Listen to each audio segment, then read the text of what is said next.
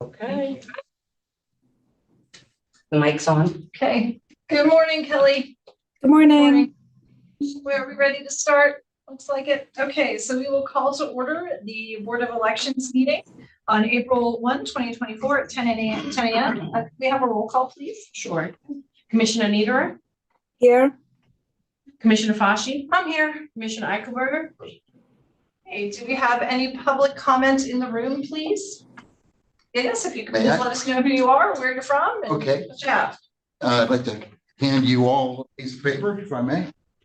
I'm You John. have I'm sorry, Commissioner Niederer will not get that then. No, come on, you're good. Oh, Commissioner okay. Niederer will not get Good the morning, handout Gary. then, but we'll make sure she gets it. Good morning. This is Good the morning. thing that was Thank you. forwarded by email, Tom. Yes, it has some minor grammatical changes. Okay. Actually, I need one to read from, but I'll be happy to give it to you. I'm John Cobb, Election Integrity Task Force for Cumberland County, represent a small group of interested citizens. And today, I'm not here to really talk about the Bureau of Elections as much as I am just to talk about transparency processes and the concern that's within our county and our state. So, you know, I don't wish to imply, and I do not emphatically imply any issues exist with the commission, the board, nor the Bureau of Elections. But we do have a citizens' crisis of confidence that can be really only resolved or managed by this board. And that is 44% of voters have confidence that our votes will be properly counted in this coming election. That's from Associated Press. That's not me. I'm only sharing the information that's out there. There's also other Rasmussen reports that show similar concerns. Since the prior elections and since I've been coming to chat with you periodically, the sentiment across the country hasn't changed. It remains, you know, ignoring the issue, hoping that it eventually goes away, doesn't appear to have worked. Rasmussen shows that citizen concern has increased and not decreased. So ignoring the crisis over the last few years hasn't really changed it, hasn't affected it in any way. So I've got one important item that I'd like to share today, and that's regarding the precinct reconciliation prior to certification. Now, those of you that are experienced, you probably all are very familiar with the process and the routines that are used here in the county. Pennsylvania Election Statute 25, right, subsection 3154 requires that the county election board, reconcile all ballots at each and every precinct to include in-person, mail, absentee, and provisional. Not just at the county level, but for each precinct. This statute also requires you not to certify the election if the number of votes is greater than the number of people that voted, as well as other parameters, because there's quite a few ors within that statute. This includes, I'm sorry, I think I already said that part. So basically, you cannot certify any precinct where the number of votes is greater than the number of voters. This seems obvious, and I'm confident it happens here regularly or constantly here in Cumberland County, but you may recall the allegations in 2020 by a number of PA House representatives alleging that more votes than voters happened in Pennsylvania. And reportedly, per their perspective, that a number of counties did not reconcile. So these are the types of allegations I'd like you to, I would humbly request that you mitigate in our county proactively and now.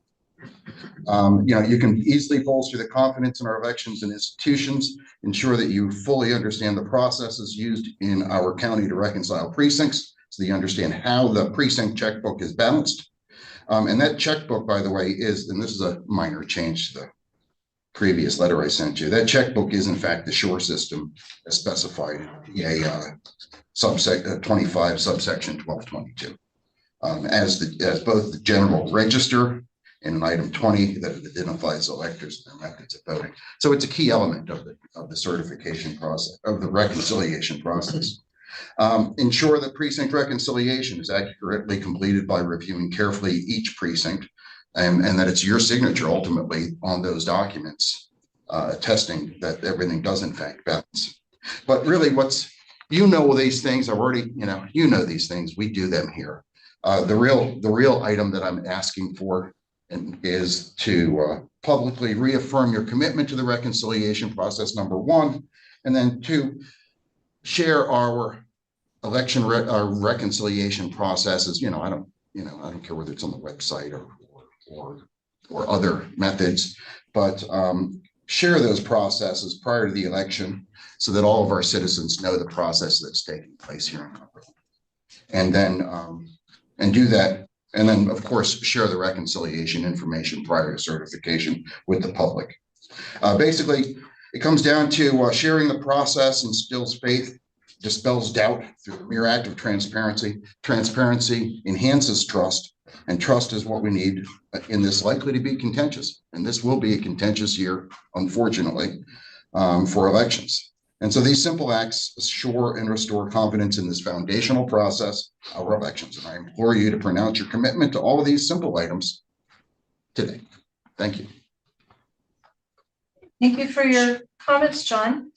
Do we have any other public comments today for the board? And online. Not online, any more in the room? Okay, then our next order of business is the approval of the meeting minutes of March 6th, 2024. Do we have a motion, please? I move for approval of the meeting minutes, March 6th. I'll second. Moved and seconded. All those in favor indicate by saying aye. Aye. Motion carries unanimously. Now we will go on to agenda item 5, which is the discussion and approval to file petition for the appointment of persons to fill vacancies in the county district election boards. Board of comment, please. Yes, Thank you. so as often happens, we have certain vacancies, and the process is for the Board of Elections to file this petition. The judge will schedule a hearing. No one's ever attended the hearing but me, and I am looking for the board's approval to direct that I go ahead and file the petition. Noting that Kelly is out today, I did redraft this for your signature date so we can get it filed today. All right, any questions? Okay, so do we have a motion, please? I'll make a motion. We have a second? I'll second. Moved and seconded. All those in favor indicate by saying aye. Aye. Aye. Motion carries unanimously. Now we move on to agenda item number 6, director updates. Bethany Salzarella, you are on board. Thank you. I do have a few of them today. As we get closer, I'll have more and more. Just a few polling place reminders. So the last Board of Elections meeting, we approved the move from East Penn 8 and 10 to return to the elementary school where their previous location was. So just a reminder that will be moving back to the elementary school. We will have signs at the high school, just in case people go back there again, directing them to go to the elementary school on election day. And of course, we'll have social media postings, and also all of our polling places are published in the newspaper the week prior to the election.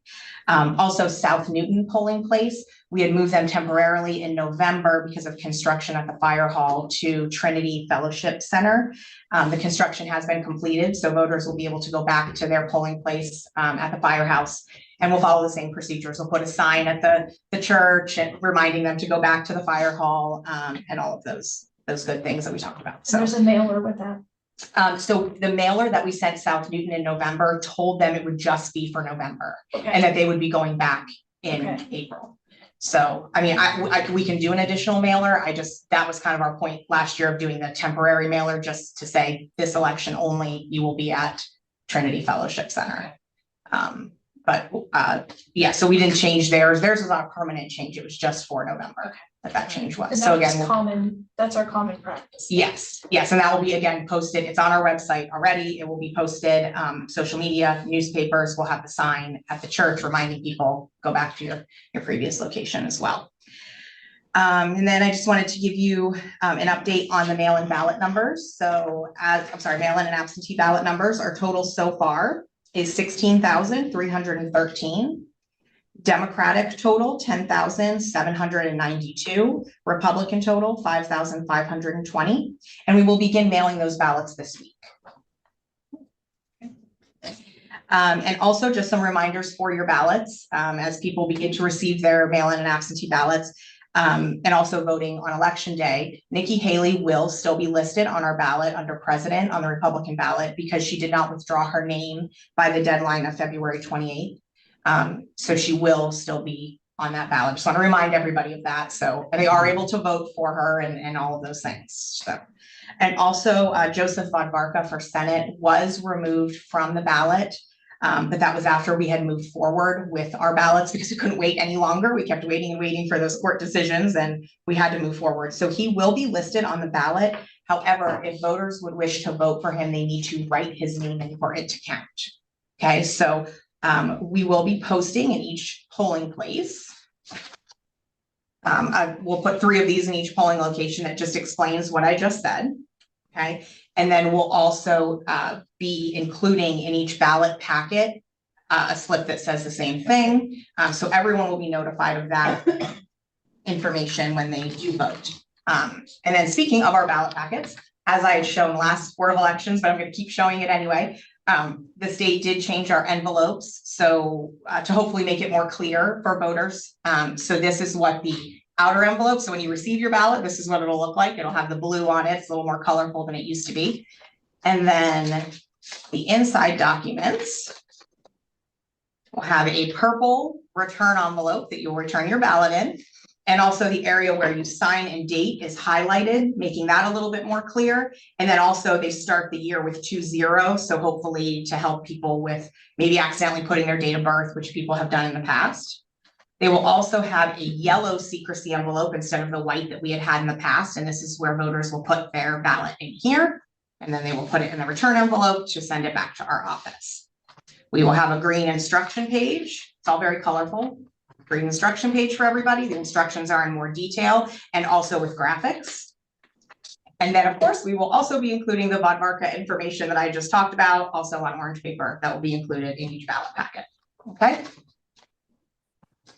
That's all that information. Any questions on that? Bethany, I had just one question. When you do your training, will you be training on the poster that the Von Varka, how to handle that to the staff that will be in the polling place? Yes. Yes. We'll be talking about it in elections poll. Yeah. Yes. And then another reminder that I promised I would do every single Board of Elections meeting is that you will be getting mailers from different groups. These are 2 that I know my staff has gotten so far. That include mail-in ballot applications. Okay, they are not ballots, they're applications for a ballot. So I know sometimes this is confusing. People have already applied for their ballot. Now they're getting these mailers and they're thinking, what happened? I already applied. They're trying to apply again. There is some confusion. These do not come from our office. We do not mass mail applications to people. These are just from other groups that are trying to get out the word to vote by mail. And of course, if you have not already filled out your mail-in ballot application and you'd like to vote that way, you can use these. These are legitimate applications, but just so people do not get confused, these are not ballots, they are applications. Okay.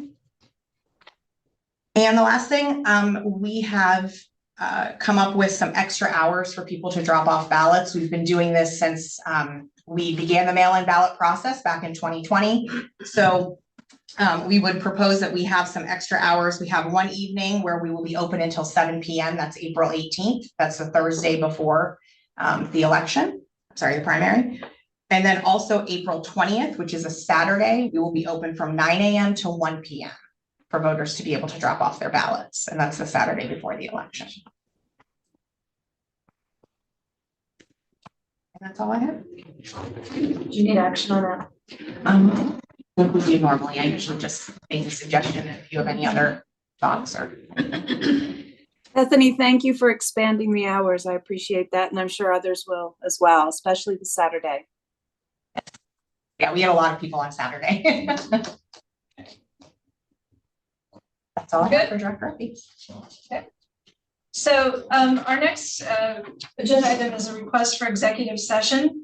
Will we be coming back from executive session? Okay, so we could go to agenda item 9 right now for other business. Will there be any other public business to come before the board today? Oh, I'm sorry. So we do have to report executive session. Thanks. Thank you, Stacy. So we will report executive session on March 18th, 2024 at 8:30 a.m. regarding litigation and security. And then we'll go to number 9. Thank you. Do we have any other business to come before this board? Okay, so then can we move for adjournment of this meeting? Move to adjourn. Okay, meeting is adjourned and we'll go to executive session. Thank you, everyone. Thank you. Great, thank you.